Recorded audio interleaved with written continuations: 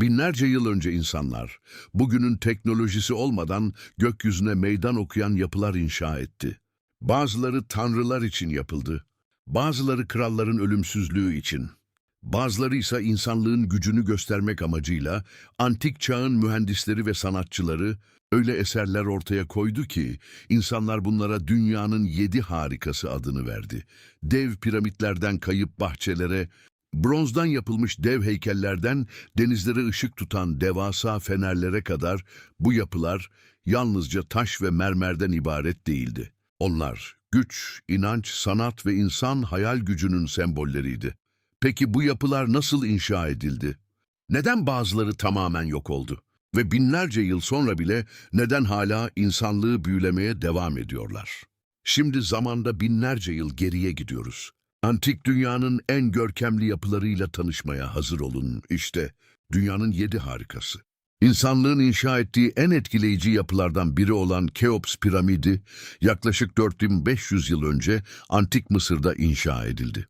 Firavun Khufu adına yapılan bu dev yapı bugün hala ayakta kalan tek antik dünya harikasıdır. Yaklaşık 146 metre yüksekliğinde olan piramit milyonlarca taş blok kullanılarak inşa edildi. Her biri tonlarca ağırlığa sahip bu taşların o dönemin teknolojisiyle nasıl taşındığı hala tam olarak çözülebilmiş değil. Mısırlılar için piramitler yalnızca mezar değildi. Onlar, firavunların ölümden sonraki yaşama geçiş kapısıydı. Keops piramidinin içindeki dar geçitler ve gizli odalar, hala araştırmacıların ilgisini çekmeye devam ediyor.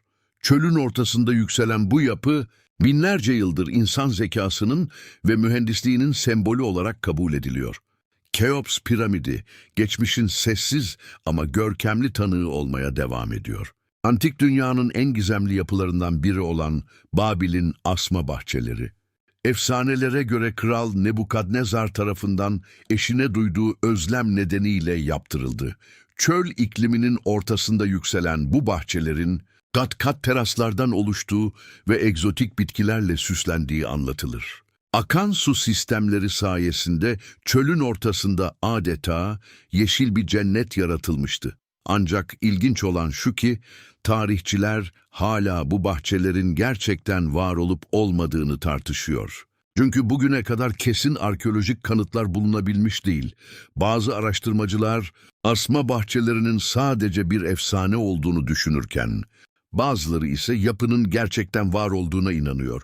Gerçek ya da efsane, Babil'in asma bahçeleri, insan hayal gücünün ve antik mühendisliğin en büyüleyici hikayelerinden biri olarak yaşamaya devam ediyor.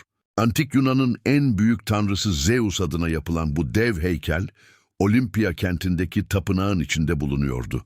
Ünlü heykeltıraş Fidias tarafından yapılan eser yaklaşık 12 metre yüksekliğindeydi. Altın ve fil dişi kullanılarak hazırlanan heykelde Zeus, görkemli tahtında oturur halde tasvir edilmişti. Heykeli gören insanlar, onun yalnızca bir sanat eseri değil, ilahi bir güç sembolü olduğuna inanıyordu. O dönemde Olimpiya, aynı zamanda antik olimpiyat oyunlarının düzenlendiği kutsal bir merkezdi. Ne yazık ki Zeus heykeli günümüze ulaşamadı. Yangınlar ve depremler sonucu tamamen yok oldu.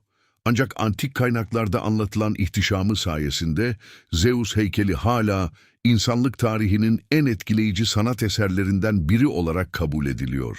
Bugünkü Türkiye sınırlarında bulunan Artemis Tapınağı, Antik Efes kentinin en görkemli yapılarından biriydi. Avcılık, doğa ve bereket tanrıçası Artemis adına yapılan tapınak tamamen mermerden inşa edilmişti.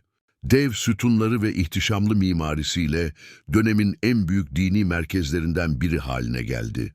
Tapınak yalnızca ibadet yeri değildi. Aynı zamanda ticaret ve kültür merkezi olarak da kullanılıyordu. Ancak bu görkemli yapı defalarca saldırıya uğradı, yakıldı ve yeniden inşa edildi. Zaman içinde tamamen yok oldu. Bugün geriye yalnızca birkaç kalıntı kalmış olsa da Artemis Tapınağı antik dünyanın mimari dehasını temsil etmeye devam ediyor. Antik dünyanın en etkileyici mezar yapılarından biri olan Halikarnas Mozolesi, bugünkü Bodrum'da inşa edildi. Pers satrabı Mausolos için yapılan bu anıt mezar o kadar etkileyiciydi ki mozole kelimesi bugün tüm anıt mezarlar için kullanılmaya başlandı. Yapı, Yunan mimarisiyle Mısır etkilerini birleştiriyordu. Heykellerle süslenen dev yapı yaklaşık 45 metre yüksekliğindeydi. Mozole, yüzyıllar boyunca ayakta kaldı ancak depremler nedeniyle büyük ölçüde yıkıldı. Daha sonra taşlarının bir kısmı farklı yapılarda kullanıldı. Bugün geriye yalnızca kalıntıları ulaşmış olsa da Halikarnas mozolesi ölümden sonra bile unutulmamak isteyen insanların sembolü haline geldi. Rodos heykeli, antik dünyanın en büyük bronz heykellerinden biriydi. Güneş tanrısı Helios adına yapılan bu dev eser, Rodos adasının girişinde yükseliyordu. Yaklaşık 33 metre yüksekliğindeki heykel, zaferin ve özgürlüğün sembolüydü. İnşa edilmesi tam 12 yıl sürdü. Antik kaynaklara göre gemiler limana yaklaşırken ilk olarak bu dev heykeli görüyordu. Bu görüntü dönemin insanları üzerinde büyük bir hayranlık yaratıyordu. Ancak heykel yalnızca 50 yıl ayakta kalabildi. Büyük bir deprem sonucu yıkıldı ve bir daha asla yeniden inşa edilmedi. Kısa ömrüne rağmen Rodos heykeli, insanlığın dev yapılar inşa etme tutkusunun en güçlü örneklerinden biri olarak tarihe geçti. Antik dünyanın en ünlü deniz feneri olan İskenderiye Feneri, Mısır'ın İskenderiye kentinde bulunuyordu. Yaklaşık 100 metre yüksekliğiyle dönemin en uzun yapılarından biri olan fener, denizcilere yol göstermek amacıyla inşa edildi. Gündüzleri aynalarla güneş ışığını yansıtan yapı, geceleri ise büyük ateşlerle gemilere rehberlik ediyordu.